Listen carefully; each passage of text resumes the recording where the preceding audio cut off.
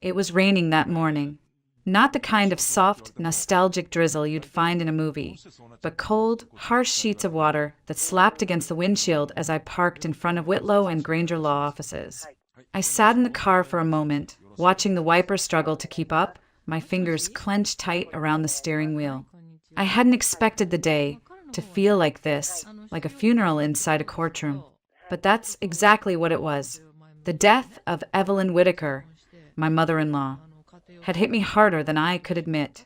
Even though she'd been sick for a while, even though the calls had become less frequent toward the end, some foolish part of me believed she'd still be here when I needed her most.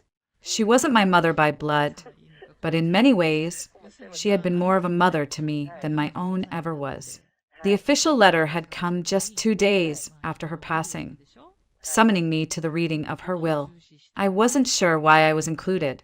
I had no expectations. Evelyn was generous, yes, but this wasn't about money. I came because I owed it to her, and because part of me needed closure. I stepped out into the storm, my heels clicking across the wet sidewalk, the black dress I wore clinging uncomfortably to my skin. The building loomed ahead, gray stone and glass reflecting the gloom of the sky. But just as I reached the stairs leading up to the firm, I froze. He was there, Miles, my husband. He stood under the awning, dry and polished in his tailored navy suit, his tie the same shade of arrogance he always wore like armor. But he wasn't alone. Standing beside him, smiling with that painted, perfect mouth, was Tessa Clay, younger than me by a decade and proud of it. Her makeup was flawless despite the rain, and in her arms she held a bundled newborn, cradled like a trophy. My stomach twisted. I had suspected. Of course I had. The late-night calls, the sudden business trips, the scent of someone else's perfume clinging to his collar. But knowing is different from seeing. And seeing them together, whole, complete, felt like being hit square in the chest with a blunt object. Miles saw me. He didn't flinch, just tightened his jaw and gave me that familiar look. Half pity, half disdain. Tessa looked me up and down like I was an inconvenience, like I had no right to be there. She shifted the baby in her arms and whispered something to him, laughing softly. I wanted to leave. God, I wanted to turn around and vanish into that rain, never to see either of them again. But something rooted me there. Maybe pride, maybe spite, maybe the ghost of Evelyn standing somewhere behind me, urging me not to run. So I straightened my back and climbed the stairs. Neither of them moved to greet me. They stepped aside just enough to let me pass. I kept my eyes forward and walked into the building like I still belonged in their world. Inside, the office smelled like old wood and expensive paper. A tall man with a clipboard nodded politely and led us to a conference room. The walls were lined with dark bookshelves, the windows blurred with rain. Miles and Tessa took seats across from me, whispering to each other behind tight smiles. I sat alone. The only sound was the ticking of a vintage wall clock and the faint rustle of paper as the lawyer, Mr. Wallace Granger, entered the room, holding a thick brown folder. He cleared his throat and looked at us with calm, unreadable eyes. We're here today to read the last will and testament of Mrs. Evelyn Whittaker, he began, his voice steady, almost gentle. Present are her son, Mr. Miles Whittaker, and his companion, Ms. Tessa Clay, as well as Mrs. Marianne Foster. My heart jumped at the sound of my name. I hadn't realized how much I needed to hear it said aloud, needed to be acknowledged. Mr. Granger continued, opening the folder slowly. Before we begin, I'd like to inform you that Mrs. Whittaker also left a personal letter, which will be read at the conclusion of the official statement. The room went still. Tessa crossed her legs. Miles folded his arms. I sat motionless, hands clenched in my lap, bracing for the truth Evelyn had left behind, whatever it might be. The last time I had seen Evelyn alive, she was sitting in her sunroom wrapped in a pale shawl, a cup of chamomile tea trembling slightly in her hands. She'd looked smaller than I remembered, frilier, but when she spoke, her voice still carried that quiet certainty I had come to rely on over the years. That day, she reached over, took my hand, and said, "You're stronger than you think, Marianne. Don't ever let anyone make you forget that." I didn't know she was saying goodbye. When I first married Miles, Evelyn welcomed me with a warmth I hadn't expected. She was refined and private, the kind of woman who used silence as punctuation, but she never made me feel like an outsider. Not once. Maybe it was because she saw something in me, something her son never bothered to look for. Back then, Miles had been attentive, or at least he played the part well. We were the polished couple at every gala, the smiling faces in every holiday card. But behind closed doors, I was invisible. My ideas were cute, my concerns dramatic. And when I started asking questions about his late nights and phone calls from clients, he stopped even pretending to care. Tessa Clay wasn't a surprise. Women like her rarely are. Bright lipstick, louder laugh. Always touching his arm like she owned it. I had seen them together once, accidentally at a charity event Evelyn was hosting. They didn't see me. I stood behind a floral arrangement, frozen, watching her lean in and whisper something that made him smile in a way he hadn't smiled at me in years. I didn't confront him. Not then. I went home, reheated leftovers, folded laundry. I stayed quiet because that's what I had been taught to do. But Evelyn saw. She always saw. After that event, she invited me over more often. She never said Miles' name, never asked about my marriage. But she'd watch me with those steady eyes as if she were waiting for me to break, and silently willing me not to. So when she died, part of me did too. I felt unmoored, like the one person who truly saw me was gone, which is why I walked into that law office expecting nothing. No property, no favor, no recognition, just the last trace of her voice in a room filled with people who had erased me long ago. And now here I was, sitting across from my husband and his mistress, his new family, while Evelyn's lawyer flipped through pages that would soon shatter their carefully curated delusion. They thought I would fade. Miles hadn't spoken a word since we entered the room, but he didn't need to. His silence was deliberate, dismissive. His posture screamed control. And yet, the veins on his hands told a different story, twitching every time Mr. Granger turned a page.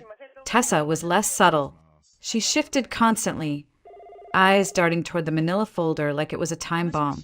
She bounced the baby in her lap, though he was fast asleep, more for effect than comfort. Every once in a while, she'd glance at me and smirk like she had already won. They both had rehearsed this moment, I could tell. In their minds, Evelyn had left everything to her only son, the heir, the name bearer, the perfect reflection of legacy. And I would be offered a polite condolence, maybe a modest check, and a note thanking me for my support. But I hadn't come for money. I had come for the truth.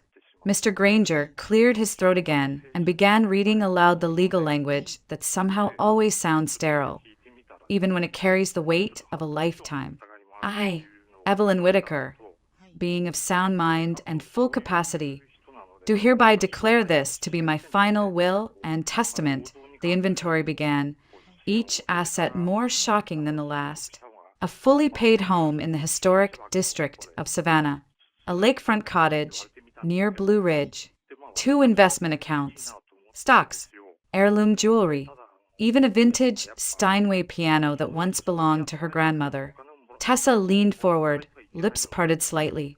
Then came the pause, that long, deliberate pause that made the room hold its breath. All aforementioned assets, Mr. Granger continued, are bequeathed to Mrs. Marianne Foster. The sound of paper shifting, the creak of Miles' chair. Silence. I blinked. My ears rang. I thought maybe I had misheard. But no. There it was, printed clearly on the page, now being turned slowly in the lawyer's hand. My name. Again. Tessa's mouth fell open. Miles looked like someone had just slapped him across the face. They thought I would disappear. They were wrong. For a moment, no one spoke. The words hung in the air like the final notes of a symphony, impossible to ignore, impossible to follow. I felt my heart thudding inside my chest, not with joy, not even with shock, but with disbelief. Evelyn had left everything to me. Miles shifted beside Tessa, his hands gripping the armrest so tightly I could see the whites of his knuckles. He let out a short, humorless laugh, a sound that didn't belong in that room, among the polished mahogany and quiet reverence. "There must be some mistake," he said, voice sharp. "That's not possible." Mr. Granger didn't even look up from the document. "There's no mistake, Mr. Whitaker. This will was finalized 6 weeks before your mother's passing. It is legally binding and properly notarized." Tessa turned toward Miles, eyes wide with alarm.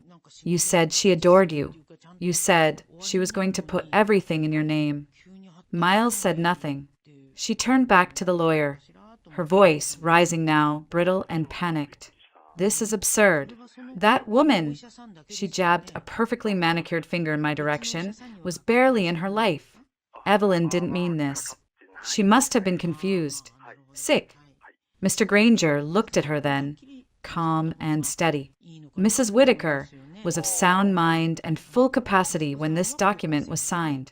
You are free to contest it in court. Though I must inform you, the chances of overturning a notarized will of this nature are, frankly, negligible." The silence that followed was heavier than anything I'd felt before, not just in the room, but inside me. It wasn't triumph. It wasn't vindication. It was grief and something older than that, something like justice. Mr. Granger continued, "Should Mrs. Foster choose to decline the inheritance, all assets shall be transferred to the Children's Oncology Relief Foundation, per Mrs. Whitaker's secondary clause." I sat frozen. I hadn't even considered that. Decline it? No. I didn't need Evelyn's money. But this wasn't about money. It never was. This was about what she believed in, what she saw in me, and what she chose to protect. I nodded once. "I accept." The simple words were enough to reignite the room. Miles stood, knocking back his chair. "You manipulative little!" He stopped himself, eyes darting to Mr. Granger, who remained entirely unfazed. "My mother would never have done this. She loved me." I looked at him then, really looked. At the man who used to share my bed. At the man who had once held my hand in church, smiled for Christmas cards, whispered promises into my hair, all while building a life with someone else behind my back. "She loved who you used to be," I said quietly. Tessa scoffed. "Oh, please. Evelyn was old. She was probably tricked into this. Tell them, Miles. Tell them this is fraud." Miles didn't answer. Instead, Mr. Granger closed the folder and pulled out a single sealed envelope from beneath the stack. His fingers lingered on it for a moment longer than necessary. Mrs. Whitaker also left a personal letter to accompany the will. She requested that I read it aloud. He opened the envelope slowly, unfolding the letter with a kind of reverence that made my throat tighten.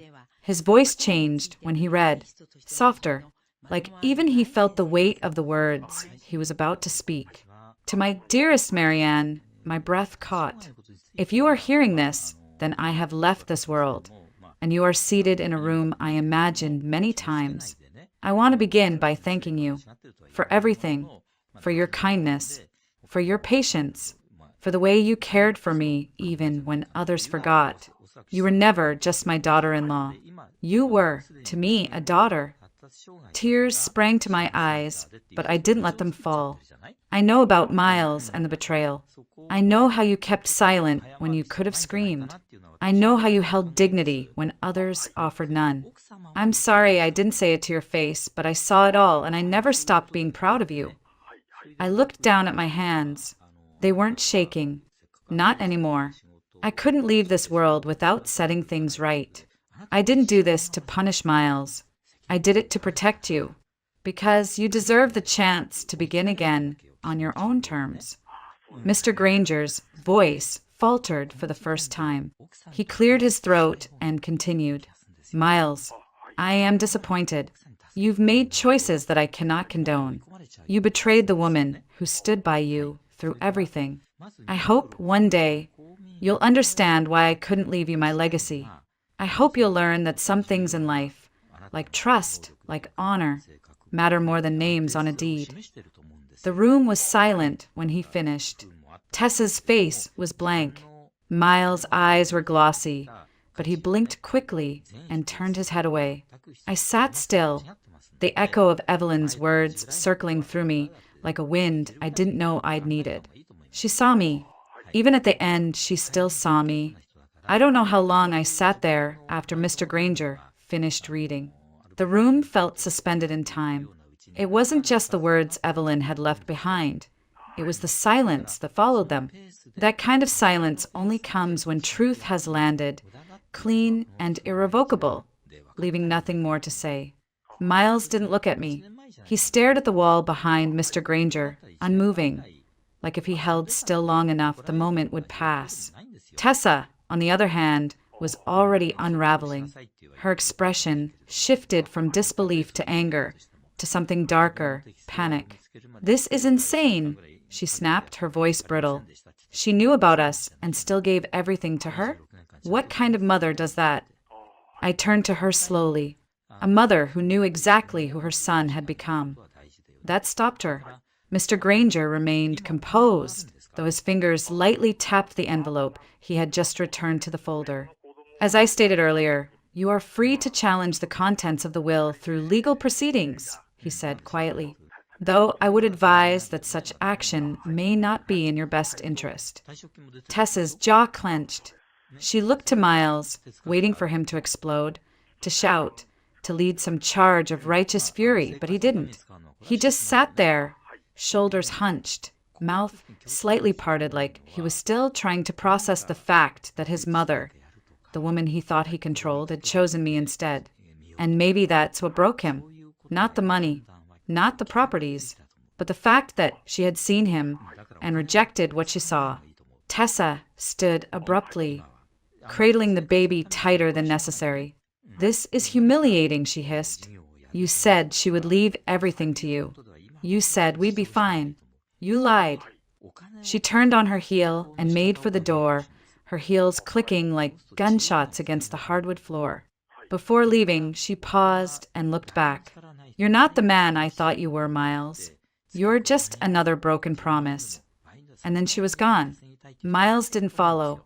He didn't speak. He just stared at the closed door, as if it had taken his last remaining breath with it. I don't know what made me look at him then.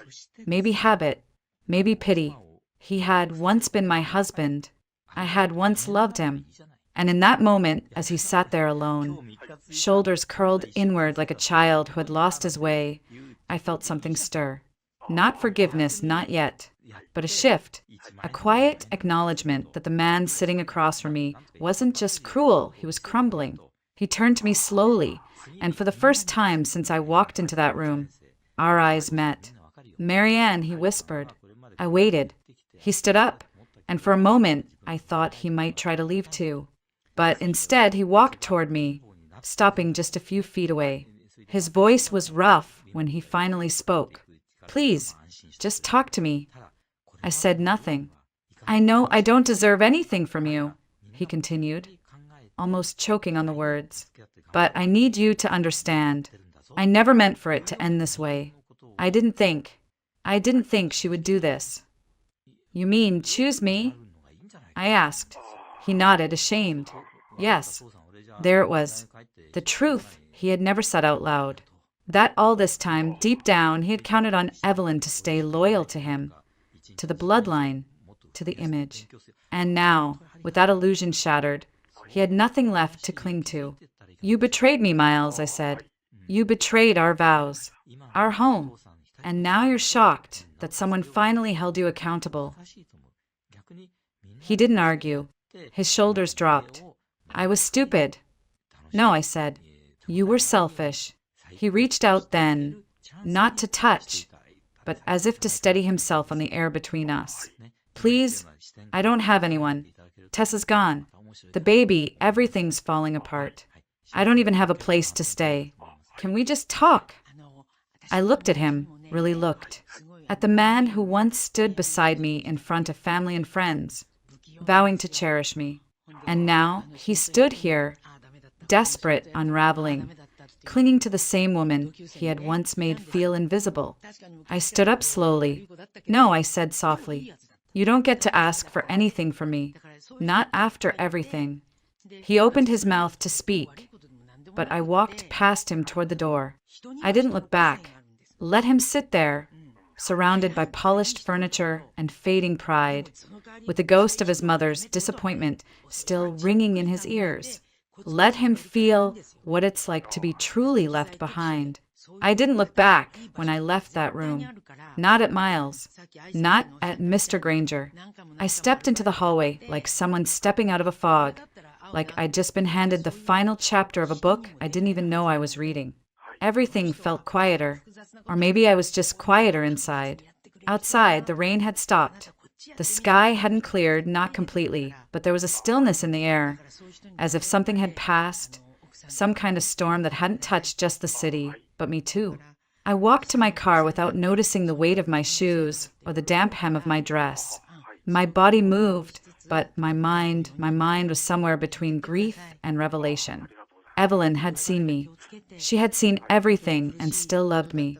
She had chosen me, not out of pity, not out of obligation, but because I mattered to her. And now, I had a choice. For years, my life had been built around Miles. His routines, his ambitions, his cold, conditional affection. I molded myself to fit his needs, made myself smaller, quieter, easier to love. I stayed in the background so he could shine. And when he stepped out of the spotlight to hold someone else's hand, I stayed anyway. But now, I didn't have to. A week later, the legal documents arrived in a thick envelope. I spent a full afternoon reading every word, every clause, every signature Evelyn had left behind like breadcrumbs on a path I was finally ready to walk. Then I packed. Not everything, just what mattered. I didn't want the house in Savannah. I didn't want the furniture or the art or the clothes I had once worn for events I never belonged to. I sold the main property, donated half the proceeds to the foundation Evelyn had named. The rest I kept, not out of spite, not for revenge, but because for the first time in my life I could. With Mr. Granger's help, I found a small town in Vermont, Maple Bridge. Quiet, green, the kind of place where people still wave from their porches, and the coffee shop knows your name. Evelyn had grown up near there, before the wealth and the society dinners.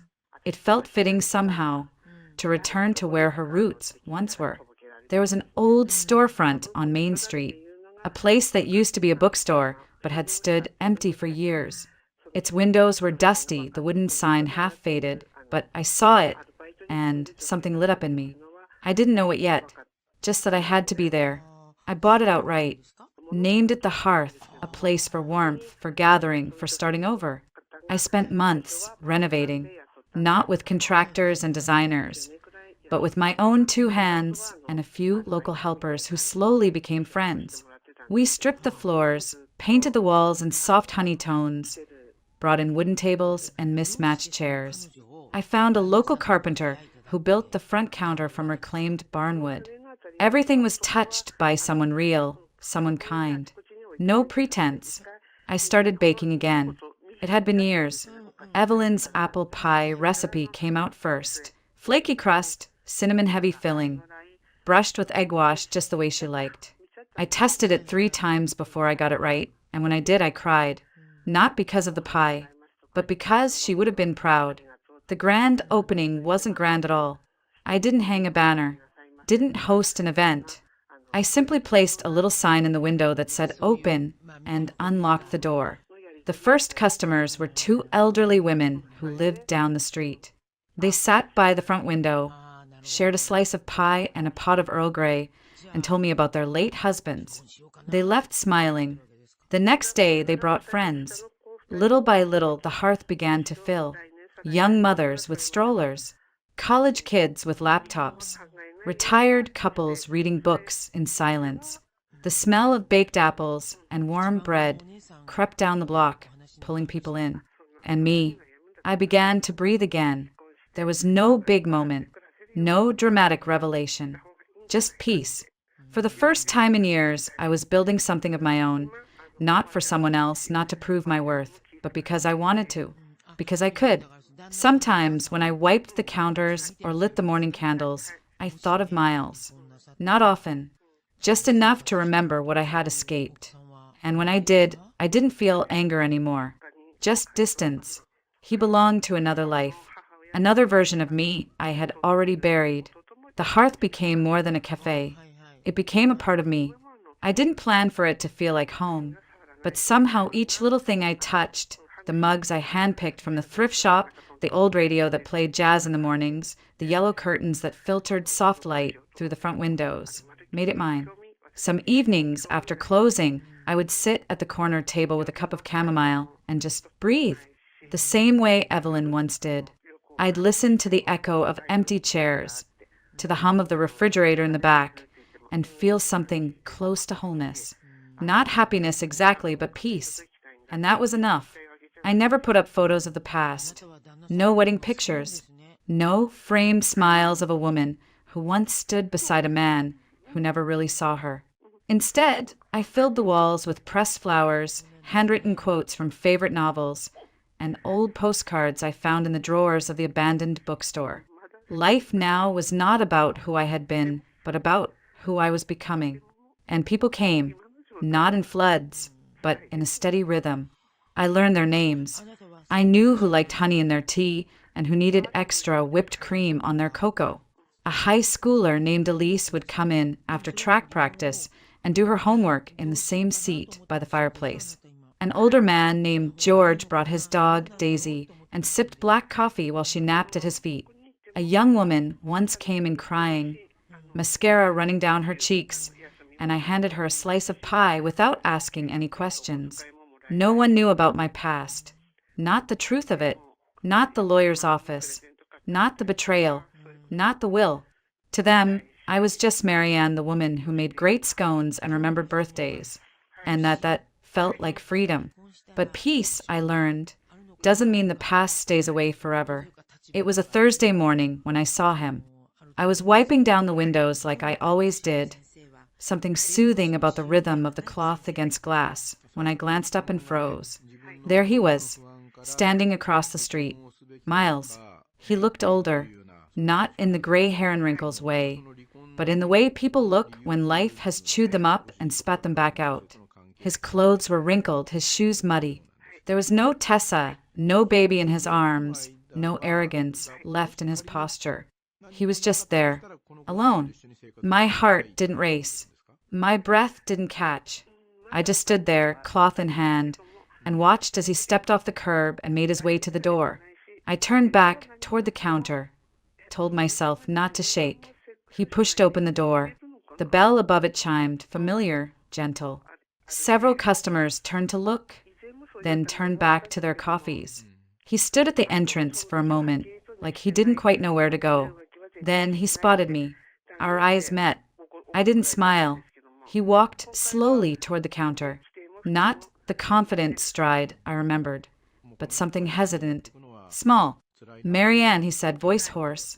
I didn't respond. I heard you were here. I wasn't sure, but then I saw the name on the sign. I waited. There was no part of me that felt inclined to help him through this. He looked around the room, as if trying to take it all in. "You did this?" "Yes," I said flat. "It's beautiful." I said nothing.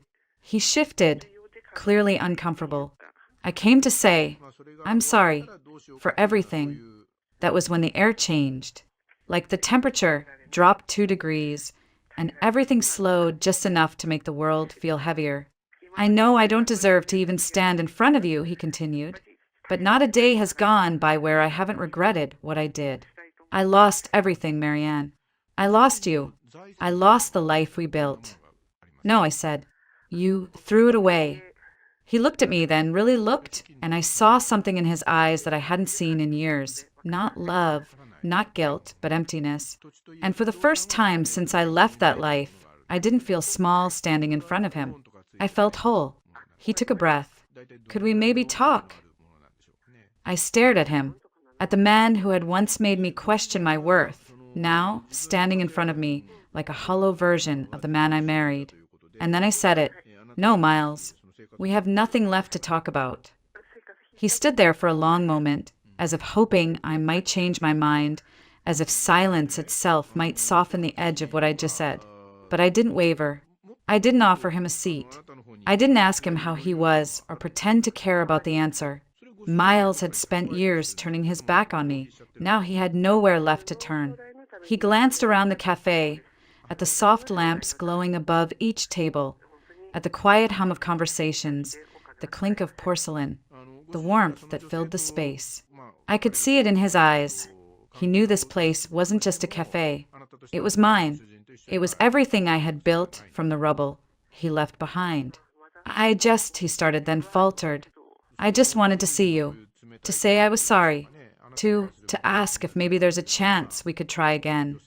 I laughed, not because it was funny, but because it was absurd. After all this time, after everything, you want to try again?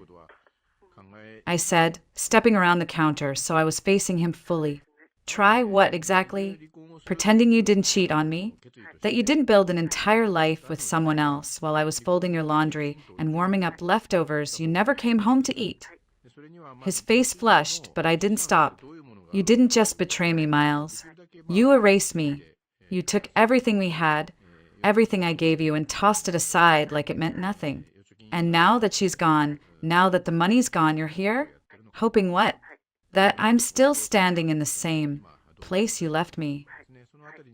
His voice cracked. I know I don't deserve it.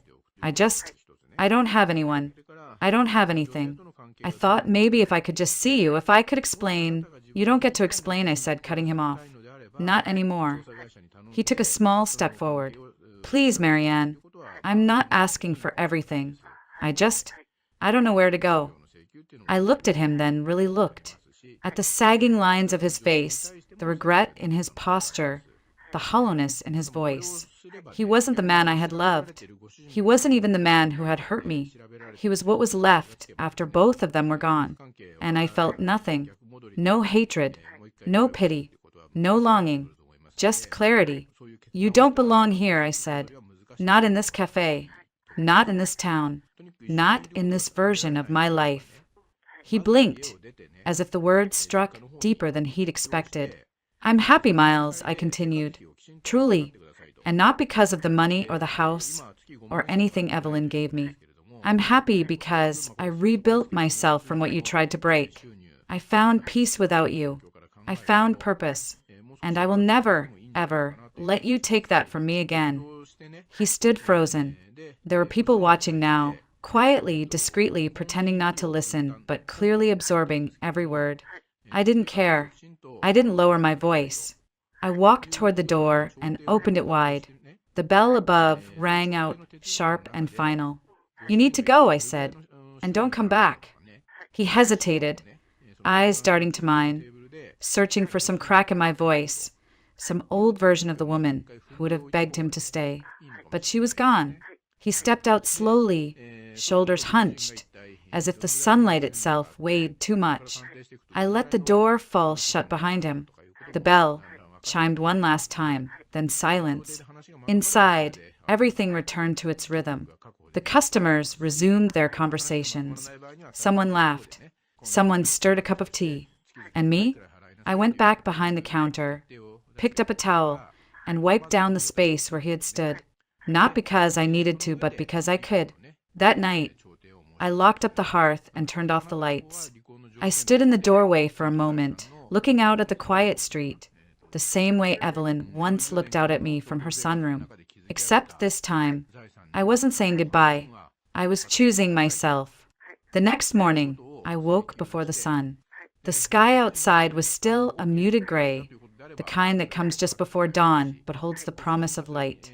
I walked through the quiet of the hearth, barefoot on warm wood floors, brushing my fingers along the tops of chairs, straightening a salt shaker here, a folded napkin there. Everything was still. Everything was mine.